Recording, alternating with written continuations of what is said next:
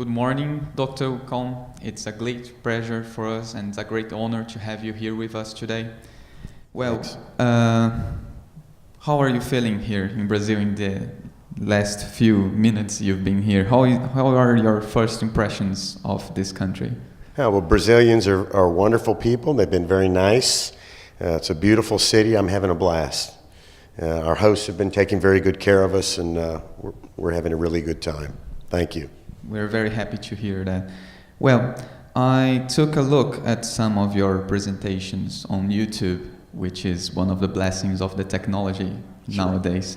And I could see that I think a key word for your work and maybe for your career is innovation.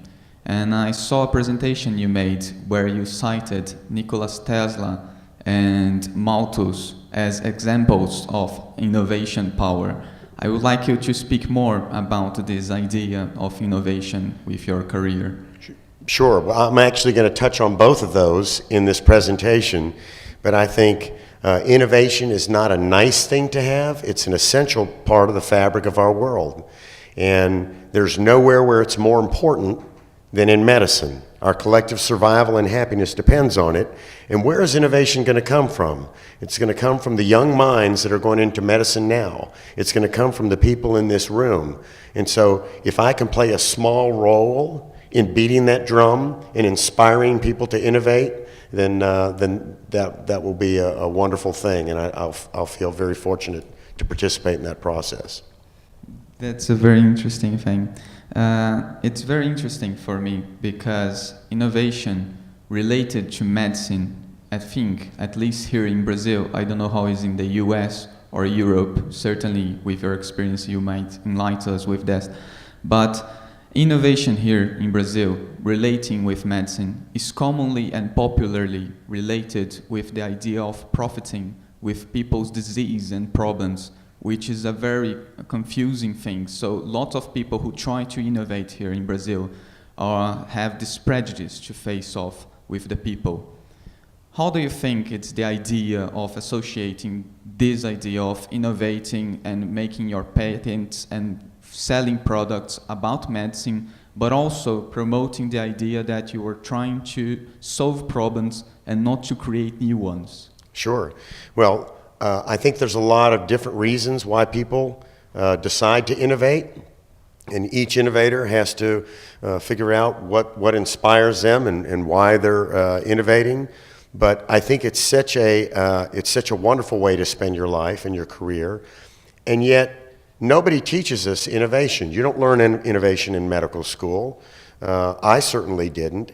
And now, just now in the current era, they're starting to build these biodesign programs where you learn how to start a project, learn how to build the team, learn how to push a project forward. And I think in the current era, it's just now being understood that these are learnable and teachable skills. And so that's sort of my battle cry, is that this is stuff that can be mastered. You can point your career and be an innovator. Accidental innovation happens, but determined and pointed and intentional innovation, I think, is a masterable skill set. Yes, I'm very glad to hear that, because we have to think of this, especially here. We have lots of problems, and to sum up with this idea, in Brazil, as an underdeveloped country, we also face the problem of depending on lots of technology from outside. So we work a lot on trying to produce our own technology to become independent, also because of the financial ideas among that. How do you think the importance of trying to create an identity with the innovation and the technology we're making? Sure.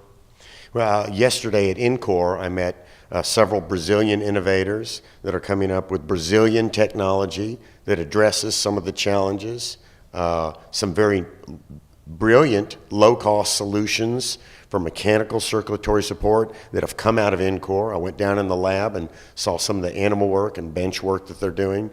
So I think, yeah, there are a lot of ways that innovation can play a key role, and one of them is coming up with cost-effective solutions for our collective survival. And I think certain parts of the world like Brazil where the financial incentives are very strong, I think that creates a perfect environment to create those kind of innovations. Yes. Well, yesterday, Dr. David Feigenbaum, he also stated among his presentation the idea that medicine, and I think it's a common sense between us, that medicine is an area especially marked by hierarchy. So people are trusted to believe that you can't question what is stated already, either it be by your professors, your teachers, your deans, or the system itself. And I think the innovation works with that, with minds who can't accept the way the things are already being done. And I remember especially one of your presentations where you talked about Thomas Fogarty. Yes. And he was stated, his teacher said to him that it was a stupid idea to sum up with the whole thing. And I think I want to know more about your story. What were the problems you faced when you tried to come with solutions? Well, the exact same sort of things that Tom Fogarty faced. And he's my good personal friend. In fact, I talked to him yesterday. He's now 81 years old, but one of the patron saints of medical innovators. And he taught me that you have to question everything, doubt everything. Anything that anybody tells you, nod while saying, really? Are you sure about that? Because there has never been anything that I was working on that people didn't stand in line to tell me why it was a waste of time, why it wouldn't work, and why I should just focus on doing it the way they showed me. And if everybody did that, well, we'd still be traveling around in covered wagons, right? Yes. And also, you have to be careful of the expert. You know, a lot of experts are experts in the way we do things now. But if you learn to question everything, doubt everything, and that's what science teaches us, you're supposed to question everything, then you'll realize, yes, you are an expert in A, I'm focusing on B right now. You also have to be careful when you get a team of people together to ask them what you need to work on. The famous quote is, if Henry Ford had listened to his customers, he would have worked on making a faster horse. Very funny, very funny. I didn't know true that. Quote. It's very interesting, very interesting. Well, I think the idea of trying to take a stand when everyone is telling you to do in a certain way, to accept the way the things are, it's very difficult. One of the premises of Professor Medina with promoting this event and supporting us is the idea that we should try to make something more of our course, of our studies, more than just going to the class and aiming for the diploma. So this idea of trying to make something more, what's your message to the students to try to motivate them to continue to pursue this idea and not to accept? Well, the basic coursework that you do in medical school is essential because you have to be a domain expert. You have to understand the field in which you're innovating. But look at it as a groundwork from which to take off in whatever direction you want. And there are a non-finite number of ways that you can take off. Blaze your own path.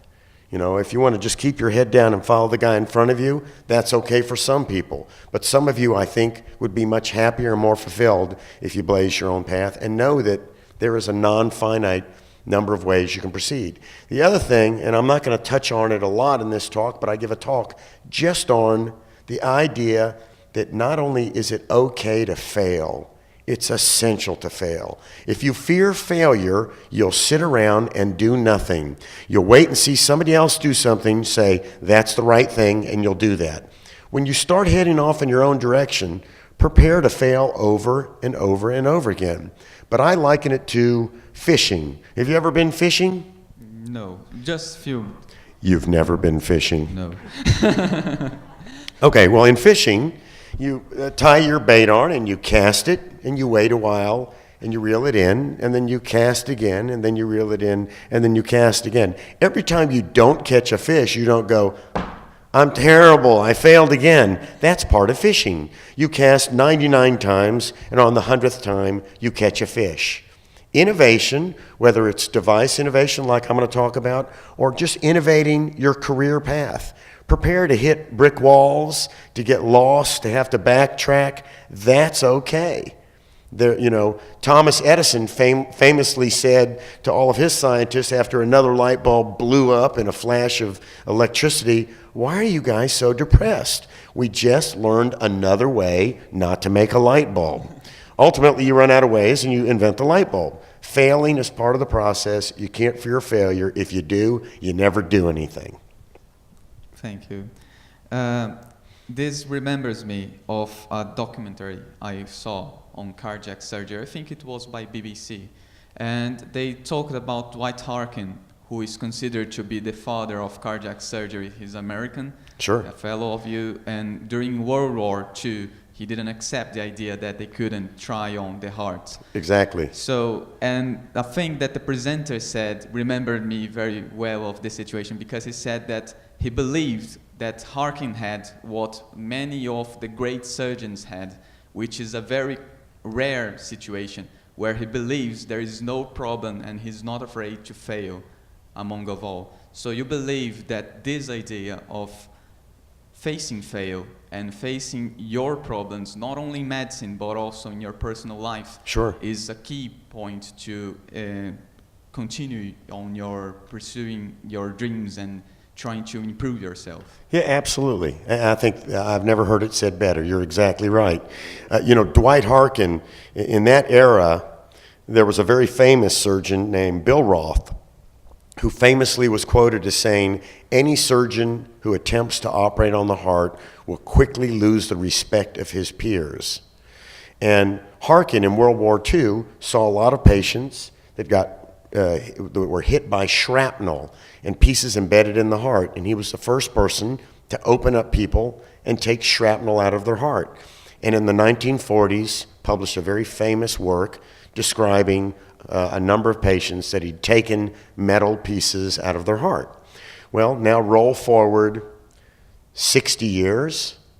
I'm a resident in cardiac surgery, and Dwight Harkin's son, Aldo Harkin, is now the chief of surgery at Colorado, and he's the visiting professor at my hospital. And the night before he came, I had a patient who was shot through the chest in the heart. I cracked his chest, held my finger on the hole, sewed it up, looked for an exit wound. The chest x-ray had a bullet on it. I brought the C-arm into the operating room and took another x-ray, and there was the bullet. It was wiggling. It made a blur. And I felt on the back wall of the heart, and the bullet was lodged in the back wall of the heart. And I thought, do I go on bypass and take this bullet out and risk this guy not surviving? Because right now he was stable. So after some thought, I took some big stitches and, without opening the heart, sewed the bullet there so it wouldn't fall into his heart and embolize to his brain. And the next morning on rounds with Aldo Harkin, I showed him the x-ray with the wiggling bullet and showed him his father's paper on it was a magical moment. I can believe that. I can think of how it might be to know you're being part of this history and playing a small role, right? Yes, it's a kind of an irony. And he said, "My dad would have cut down on that and taken it out." And I went, very good, very good.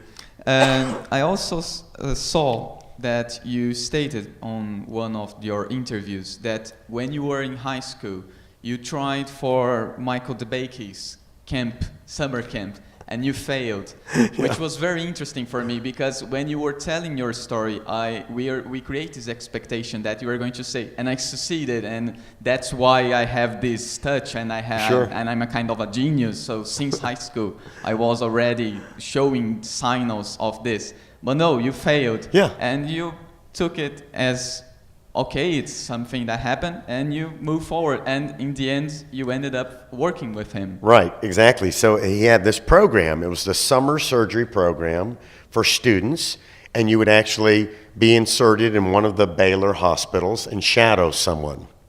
And I thought maybe I'd go into medicine, so I applied to the program and didn't get in. Well, turned out I went to medical school at Baylor and then did 5 years of general surgery under Michael DeBakey, and then did cardiac surgery with him and was his last chief resident. And one day on rounds, I said to him, he didn't talk a lot. He was a fairly stern figure. And I said, Dr. DeBakey, you know, and it was like 11 o'clock at night, and it was just the two of us going up on an elevator to see the last patient of the day. And I said, I applied for your summer surgery program, and here I am as chief resident, and I didn't get in. And he said, oh, shows excellent judgment on my part, and walked off the elevator. I like to think that he was joking. I'll never know. Very interesting. So, now, moving to the final part, unfortunately, thinking of this idea of trying to always look for something more, Braincoms, this idea, this concept that Professor Medina carries, and we are trying to make the way he thinks we should be doing. Braincoms is trying to make not only us as the students who are promoting this event, but we are trying to promote this on other students as well, to accept this challenge of coming here, presenting things, looking at presenters from the exterior talking in English, which is not a mother language for most of the people here, to try to present themselves in English, to try to face this challenge. So what's your message to these people about this event? Should they keep doing this? Should they try to move on, to make something better, to continue challenging things like this? Or do you think this event could have a change of the way it's been doing? Well, I mean, you're asking me. I'm humbled by what you guys have put together. And as a student-run Congress, it's amazing the scope of this and what you guys have accomplished. So, I mean, I think there should be programs like this everywhere. And I think you guys have self-selected. I mean, you're obviously a very ambitious and driven bunch, but so are most people that go to medical school. So this should be a model for programs like this all around the world. And I applaud your efforts, and I'm honored to be here, and keep at it. Okay.